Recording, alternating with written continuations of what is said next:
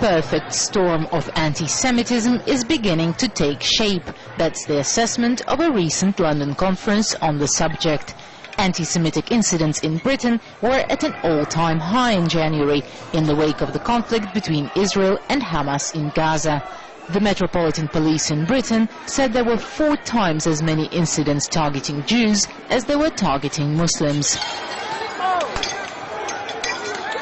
But the leader of the European Jewish Congress recently attributed the rise in anti-Semitic crime across the continent to the economic crisis rather than the Gaza offensive. As the world enters a new era of global turmoil, people are looking for a scapegoat. Well, certainly people who are anti-Semites are using the global economic crisis to point the finger at anybody with a Jewish name and say, here's a banker who's a swindler and his name ends with Stein or whatever, therefore he's Jewish. I mean, that is a return of the old anti-Semitism. The chief executive of the main representative body of British Jews says the attacks take all shapes and forms. Physical attacks, emails, graffiti, desecrations, a whole range of things.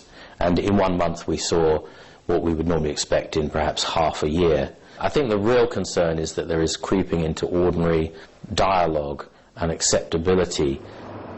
In France, this man has become a victim of one of the worst anti-Semitic attacks recently. He suffered multiple injuries and nearly lost an eye. He wanted to take my car. I refused.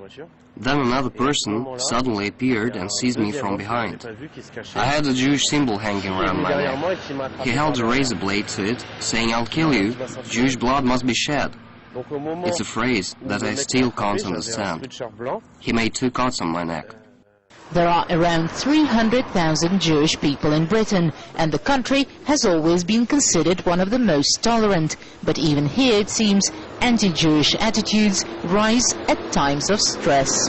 In 1945, George Orwell wrote in his article Anti-Semitism in Britain, "It is generally admitted that anti-Semitism is on the increase, that it has been greatly exacerbated by the war, and that humane and enlightened people are not immune to it."